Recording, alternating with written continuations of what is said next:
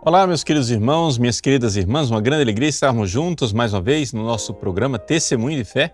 Aqui quem fala é o Padre Paulo Ricardo e quero convidar você nos próximos minutos a meditarmos a respeito do Evangelho que a Igreja nos propõe nesse que é o 15º domingo do tempo comum. Neste Evangelho, Jesus nos conta a parábola do semeador. E ele não somente conta, ele explica. Ou seja, a versão mais longa do Evangelho é Mateus capítulo 13, versículos de 1 a 23. O que significa esta parábola do semeador? Santo Tomás de Aquino, comentando a parábola do semeador, ele primeiro nota uma coisa. Ela começa assim: Exiit qui seminat seminare. O semeador saiu a semear. Mas como assim saiu? Sim, trata-se de uma saída. É Jesus que é o semeador. E ele vem para semear no campo deste mundo. Ele veio em nossa direção. É a encarnação de Jesus. Ele saiu. Saiu para semear a doutrina, a palavra, saiu para nos conduzir à salvação. Ele veio ao nosso encontro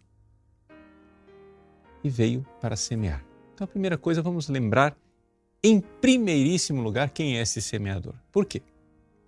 Porque, de uma forma geral, quando a gente interpreta essa parábola, nós logo fazemos a aplicação pastoral, né? Ou seja, eu saí para pregar, eu, Padre Paulo, saio para pregar o Evangelho, então pronto. Então vamos ver qual é o fruto da minha lide pastoral. Mas é que Santo Tomás de Aquino, com seu coração católico, ele recorda a prioridade da ação de Deus. Ou seja, Deus toma a iniciativa.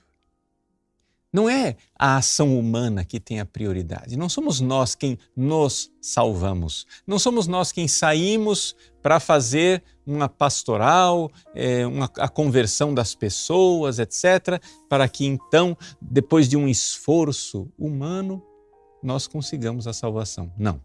A prioridade está em Deus. Deus saiu, né, do altos céus, veio ao nosso encontro, assumiu a nossa humanidade, veio para semear a palavra. Exiit, saiu o semeador a semear. A prioridade divina. Então, a primeira coisa, gente, assim, já aplicando para a nossa vida, a gente enxergar a iniciativa de Deus que nos precede. Enxergar que Deus, na sua bondade, Ele está chamando toda a humanidade. Ou seja, o maravilhoso, a coisa mais fantástica é que este semeador, ele é pródigo. Veja, quem de nós jogaria semente do jeito que ele joga? Ele joga na estrada? Ele joga nas pedras? Joga no espinheiro?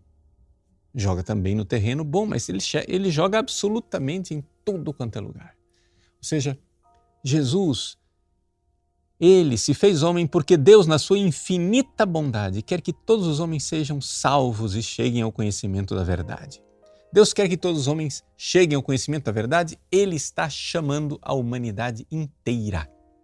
Isso quer dizer que não existe nenhum ser humano neste planeta que não tenha no seu coração a voz de Cristo convidando. É que essas pessoas não ouvem. Essas pessoas não estão escutando os convites de Deus. Mas Deus saiu para nos convidar, para chamar, para que nós façamos parte, né, da sua felicidade, da sua alegria no céu. E Santo Tomás então diz, mas saiu para semear o quê? Não é? Semen suum, ou seja, a sua semente. E que semente é esta? Vejam, aqui vem a maravilha.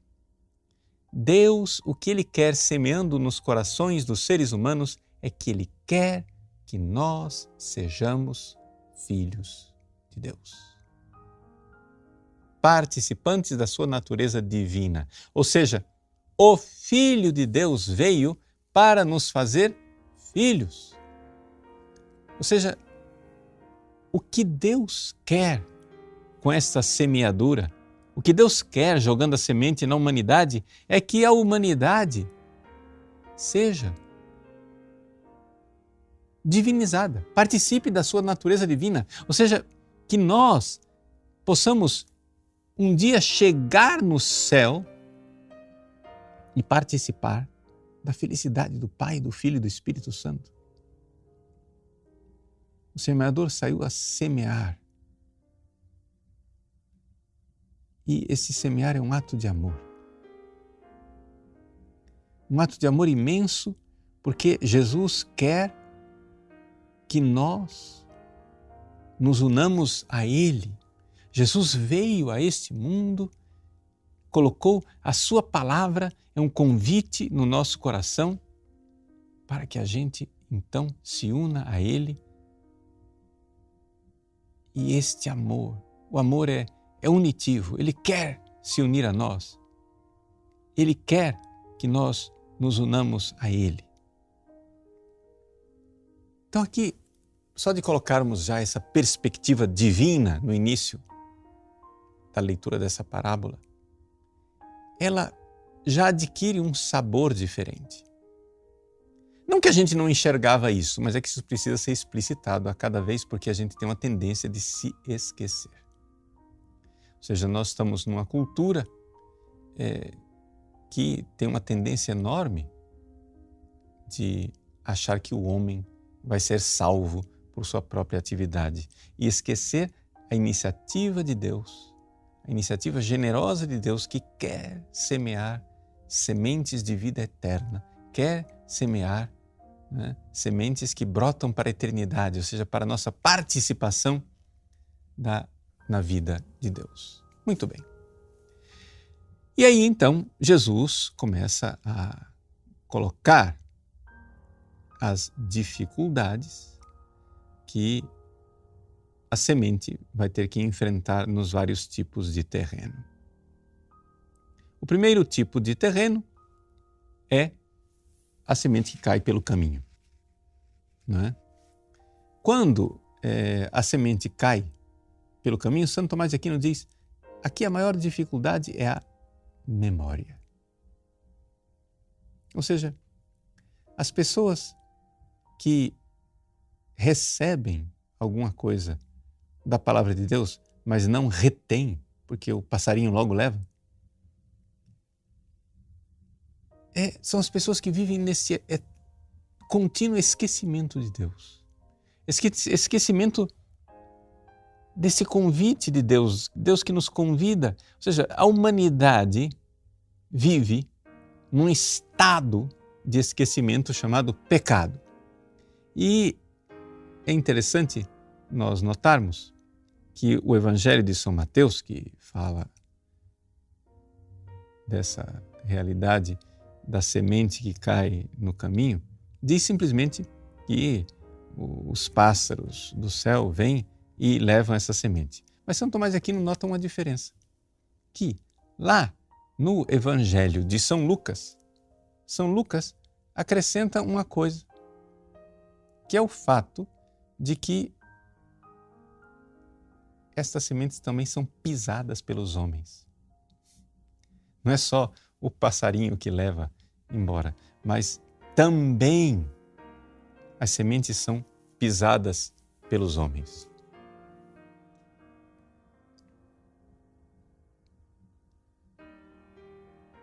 Veja lá no Evangelho de São Lucas, no capítulo 8, versículo 5. Não é? E essa coisa de que a semente é pisada pelos homens, São Tomás diz, é exatamente a conduta pecaminosa dos seres humanos. Ou seja, não é somente uma questão do esquecimento dos pássaros que levam, mas é também uma questão de que o homem despreza o amor de Deus e pisa em cima da semente.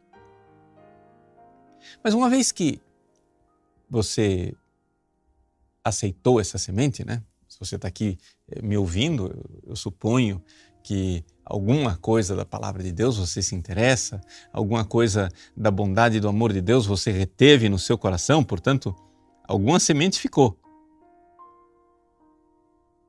A gente tem que agora enfrentar uma segunda dificuldade. A semente que cai nas pedras, São Tomás de Aquino interpreta como sendo a dureza de coração, cordis duritia, não é? Ele se lembra da palavra do livro de Jó, capítulo 41. O seu coração vai se endurecer como uma pedra. E por que é que o coração aqui é de pedra? O coração aqui é de pedra exatamente porque não é movido pelo amor. Veja, o primeiro tipo de semente caiu e o passarinho levou. Onde que ficou a coisa? Faltou fé, né? Faltou reter na inteligência, na fé, a realidade da palavra de Deus. Agora, caiu num coração duro, ela brota alegremente, é a fé. É uma fé, digamos assim, de iniciante, é uma fé incipiente, é uma fé de uma pessoa que alegremente se converteu. Mas o que acontece é que, por causa da dureza do coração, ou seja, porque esta pessoa tem fé, mas ela não se deixou tocar na vontade, na caridade, no amor, para se unir a Cristo, para se unir a Deus, esta semente ela logo seca diante das dificuldades. Então, aqui, essa dureza de coração da pedra é essa falta de amor, essa falta de caridade que nós todos precisamos nos converter. Aqui, eu gostaria de bater nessa tecla. Por quê? Porque, veja só, a maior parte de nós, alguma fé tem e, portanto, o passarinho não levou embora. Talvez alguns de nós já até tenhamos superado a dificuldade dos pecados mortais, ou seja, a gente não pisa mais na semente. Mas ainda tem uma dureza de coração de quem não quer se unir a Deus, de quem não quer amar de volta, né? De quem não quer realmente estar enraizado na caridade e no amor. São Paulo aos Efésios nos recorda, Efésios 3:17, que Cristo habite pela fé em vossos corações, enraizados e fundados na caridade. Ou seja, pela fé Jesus vem, a semente vem, ela começa a brotar, mas ela precisa agora ficar enraizada. Ela precisa de raízes mais profundas. E o enraizamento mais profundo da fé é a caridade, é o amor. Nós precisamos amar Jesus. Nós precisamos querer nos unir ao amado. E aqui que está a grande dificuldade que a gente vê hoje em dia. Se fala tanto do amor de Deus, etc. Deus te ama. Muito bem. Claro, a gente precisa ter fé nisso. Deus me ama. E isso é o início do Evangelho. Esse é o início da salvação. Ou seja, a salvação ela começa pela fé. Você precisa crer no amor que Deus tem por você. Mas que tipo de fé você tem quando Deus ama você tanto e você não sente o mínimo movimento de amar de volta? Então quer dizer que esta fé ela não tem raízes profundas. Primeiro passo, ter fé. Recebe a semente. Não deixa o passarinho levar embora. Tenha fé. Recebe a semente. Não deixe os seus pecados pisarem em cima dela. Mas agora, Gente, vamos parar com a brincadeira, vamos levar a sério. Se você realmente tem uma vida de intimidade com Cristo, se você tem uma vida de amor com Cristo, se você quer realmente ser cristão de verdade, esta semente precisa criar raízes mais profundas de amor. Você precisa enxergar o amor de Cristo mais profundamente para poder amar de volta. Quando você vê o amor de Cristo, e isso está enraizado no seu coração, o seu coração se enche de gratidão, se enche de alegria para querer amar de volta. Enraizados na caridade. Latim, né, da Vulgata, que Santo Tomás nos recorda, in caritate radicati. Enraizados, ou seja, uma fé enraizada na caridade, no amor. O amor de Cristo. O amor de Cristo nos uniu. Nos uniu a Ele e nos uniu entre nós. Depois, o semeador e a semente enfrentam uma terceira dificuldade. E é o fato de que a semente cai sobre os espinhos. Bom, caiu sobre os espinhos e foi sufocada. O que é este cair sobre os espinhos? Aqui, Santo Tomás contempla as dificuldades que nascem sobretudo da nossa falta de paciência e irascibilidade desordenada, que faz com que a gente, feito biruta, fique procurando 10.000 coisas, né? As solicitudes da vida, ele diz, o que são esses espinhos? São as solicitudes, solicitudines, são as iras, ire, são as rixas, rixe, e assim por diante. Espinheiro, gente. A vida nossa é cheia de espinheiro, por quê? Porque, sim, supondo que você teve fé e acolheu a semente da palavra de Deus, supondo que você teve caridade e, de fato, esta semente se enraizou no amor por Cristo na sua vida, o que acontece, meu querido, é que realmente o seguimento de Cristo comporta o vai, renuncia a ti mesmo. Toma a tua cruz dia após dia e segue o Cristo. Nós precisamos nos dar conta que não tem possibilidade da gente frutificar como nós precisamos frutificar para a vida eterna, rejeitando a cruz. Este nosso esperneio, essas nossas preocupações mundanas do dia a dia que fazem com que a gente fique agitado, irritado, ansioso, todas essas coisas são realidades que fazem de nós Martas agitadas, não é?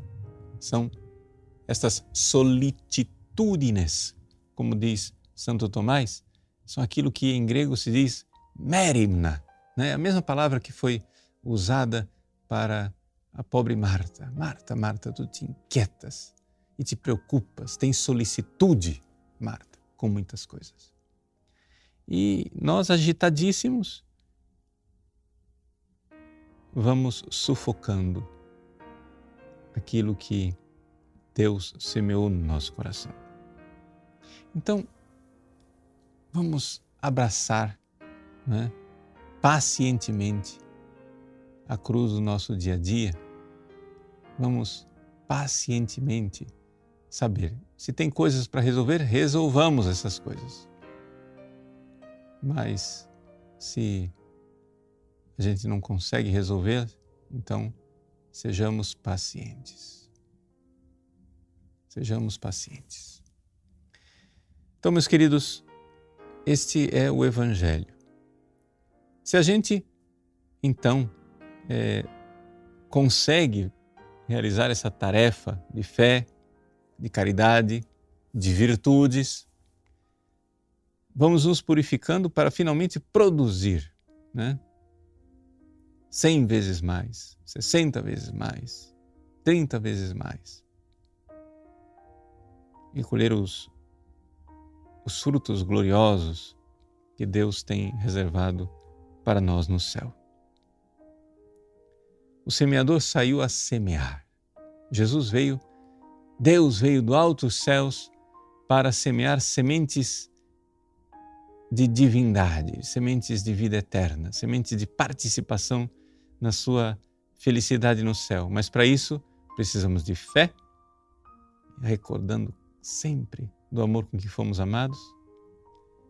Esta fé, recordada, exercitada e vivida, ela faz brotar em nós a caridade, quebra nosso coração de pedra e faz com que a gente ame de volta Jesus. E então nós teremos força para enfrentar as dificuldades, as cruzes, pacientemente e triunfantes, carregarmos a cruz, nossa cruz salvadora, que nos leva para o céu. Quando a sua cruz se manifestar, meu irmão, e ela for se manifestando na sua vida, não lamente, não esperneie. Você veio para isto. Ave crux, spes unica. Ó, ave, salve, eu te saúdo, ó cruz. Ave crux, minha única esperança. A cruz de Cristo, abraçada, é a nossa cruz salvadora. Nós viemos para isso. A cruz não atrapalha, não atrapalha minimamente nosso caminho. Nós viemos para ela, para dar frutos de vida eterna. Deus abençoe você. Em nome do Pai, do Filho e do Espírito Santo. Amém.